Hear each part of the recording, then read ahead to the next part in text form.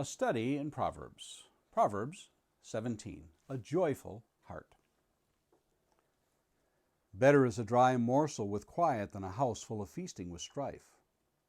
A servant who deals wisely will rule over a son who acts shamefully, and will share the inheritance as one of the brothers. The crucible is for silver, and the furnace is for gold, and the Lord tests the hearts. An evildoer listens to wicked lips, and a liar gives ear to a mischievous tongue. Whoever mocks the poor insults his Maker. He who is glad at calamity will not go unpunished. Grandchildren are the crown of the aged, and the glory of children is their fathers. Fine speech is not becoming to a fool. Still less is false speech to a prince. A bribe is like a magic stone in the eyes of the one who gives it. Wherever he turns, he prospers. Whoever covers an offense seeks love, but he who repeats a matter separates close friends. A rebuke goes deeper into a man of understanding than 100 blows into a fool. An evil man seeks only rebellion, and a cruel messenger will be sent against him. Let a man meet a she-bear robbed of her cubs rather than a fool in his folly. If anyone returns evil for good, evil will not depart from his house. The beginning of strife is like letting out water, so quit before the quarrel breaks out. He who justifies the wicked and he who condemns the righteous are both alike an abomination to the Lord. Why should a fool have money in his hand to buy wisdom when he has no sense? A friend loves at all times, and a brother is born for adversity. One who lacks sense gives a pledge and puts up security in the presence of his neighbor. Whoever loves transgression loves strife. He who makes his door high seeks destruction. A man of crooked heart does not discover good, and one with a dishonest tongue falls into calamity. He who sires a fool gets himself sorrow, and the father of a fool has no joy. A joyful heart is good medicine, but a crushed spirit dries up the bones. The wicked accepts a bribe in secret to pervert the ways of justice. The discerning sets his face toward wisdom, but the eyes of a fool are on the ends of the earth. A foolish son is a grief to his father, and bitterness to her who bore him. To impose a fine on a righteous man is not good, nor to strike the noble for their uprightness. Whoever restrains his words has knowledge, and he who has a cool spirit is a man of understanding. Even a fool who keeps silent is considered wise. When he closes his lips, he is deemed intelligent.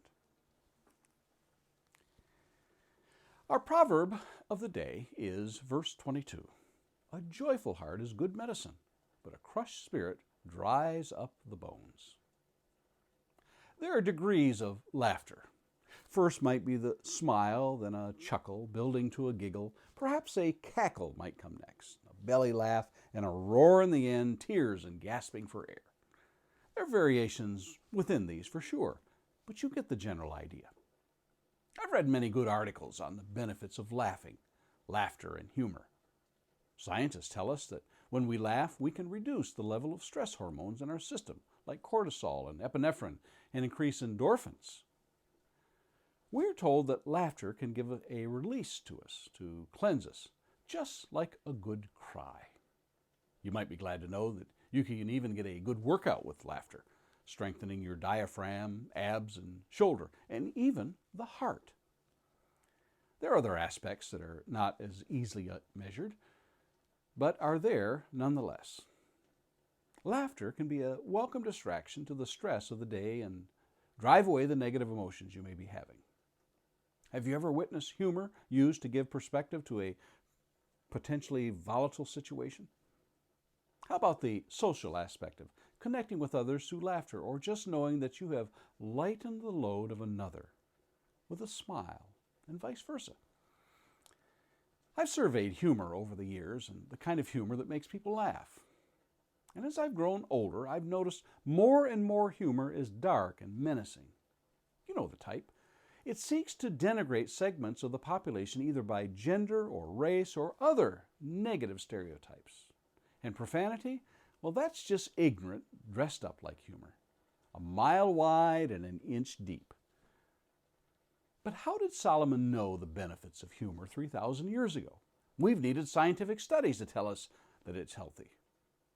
Hear what else Solomon says about the contrast of heavy and happy hearts. In chapter 12 and verse 25 we read, "Anxiety in a man's heart weighs him down, but a good word makes him glad." Chapter 15 and verse 13 tells us, "A glad heart makes a peaceful face, but a sorrow of heart, the spirit is crushed." In chapter 15 and verse 15, "All the days of the afflicted are evil, but the cheerful of heart has a continual feast." Do you think God doesn't have a sense of humor? Have you ever watched a penguin walk? Or how about otters playing or dolphins jumping? And think about the shapes found up in the clouds. How about Jesus? You ever pictured someone straining on a gnat and swallowing a camel? Or imagined a camel going through the eye of a needle? You think children would be attracted to a stern, angry man? I don't think so. They came to a happy, joyful man, full of cheer. That's Jesus. But cheerful hearts aren't always those that are laughing. Joy and cheers aren't always measured on that scale from smile to breathless roars I mentioned in the beginning.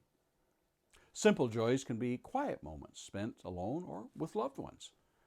Cheer can be found in relationships or work or singing or relaxing, and on it goes. One of the most rewarding joys we can find is that of pleasing the Lord. The other side of the joyful heart is that of the crushed spirit.